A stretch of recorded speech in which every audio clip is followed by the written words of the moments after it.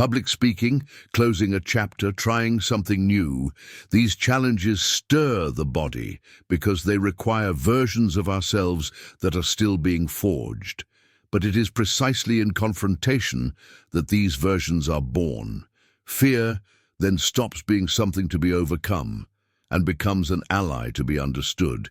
It accurately indicates the points where your next evolutionary leap resides. Transformation begins when you understand that the brain is not stuck on a single script. Thanks to neuroplasticity, it can be rewritten. Each time you face discomfort, even with trembling knees, you send your body a clear signal. I am learning. I am expanding. And little by little, the old connections linking risk to danger are replaced by new associations. The unknown starts to mean potential, exposure becomes synonymous with authenticity, and fear transforms into a signal for imminent change. The same butterflies in your stomach that once paralyzed you now propel you forward. The adrenaline that blocked you now activates you. Loving what scares you is not an exaltation of suffering, nor an invitation to recklessness. It is an act of freedom. It is looking at fear with maturity and saying, I see you, but I am no longer your hostage. It is taking fear off its throne and putting it in the passenger seat, because whoever holds the steering wheel from now on is your desire to grow, live, and transform. The journey continues with fear, but with your eyes fixed on the horizon, where the version of you that already knows how to navigate darkness and bloom on the other side resides. This process does not happen in a glorious outburst, as if courage exploded at once in a heroic gesture. On the contrary, it is built gradually, in small acts of bravery that may seem insignificant at first glance, but have the power to rewrite the very narrative. It is when you choose to speak even with a trembling voice, when you dare to ask for help before exhaustion silences you, when you share an imperfect draft instead of waiting for the perfection that may never come. Each of these micro-victories acts as a ray of light, flooding the dark basement of the mind, where the traumas of failure, the wounds of rejection, and the humiliations you tried to forget have been piled up for years. Over time, the brain begins to learn something essential. The imagined catastrophe rarely occurs, and even when things go wrong, you do not disappear. You fall and get up, hear a no and continue, stumble in front of everyone, and realize that the world does not collapse. In fact, hardly anyone is watching. Imagine someone who has always feared rejection. The first no they receive feels like a punch. Their face heats up, their stomach twists, everything within them cries for escape. But they insist. By the second no, they breathe a little more easily. By the fifth, they begin to laugh at their own exaggeration. By the 10th, they understand that each closed door is merely part of the route to the one that opens firmly. Without realizing it, they have become more resilient, more expressive, more free. The fear that once seemed a wall reveals itself as a step. And almost ironically, the more courage they demonstrate, the more doors open. Not because the challenges have vanished, but because their presence has changed. The no ceases to be an obstacle and becomes a compass. Avoiding fear traps us in a subtle cycle of self-sabotage. We call this prudence, timing, strategy, but deep down, they are well-dressed excuses for not acting. Dreaming without acting is like storing fuel in sealed drums. It seems potent, but it moves nothing. True transformation begins when you decide to act before you feel like it. Because, contrary to popular belief, motivation does not always precede movement. It often arises from it. It is the step, not the intention, that ignites the engine. With this new perspective, fear ceases to be an enemy and becomes a teacher. The question changes. How do I eliminate fear? Gives way to what does it want to show me?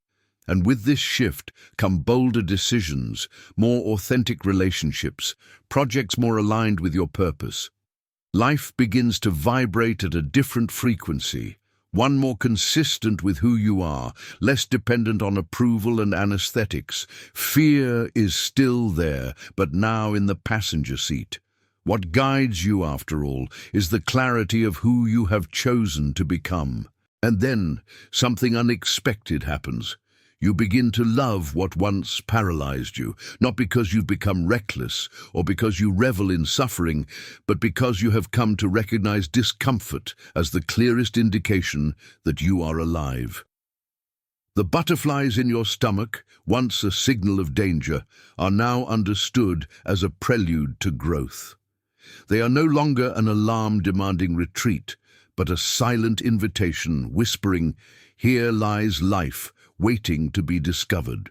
To love what frightens us is, at its core, to love our own capacity for transformation. It is to celebrate the fact that there is still something in you that cares, that dreams, that dares, that moves even without certainties. Fear ceases to be the jailer and becomes a beacon. It points the way to expansion, indicating where the old internal walls are ready to come crumbling down. And this may be one of the purest expressions of courage, to continue even while trembling, to advance without promises of success, to honor discomfort as a seal of leaving stagnation behind.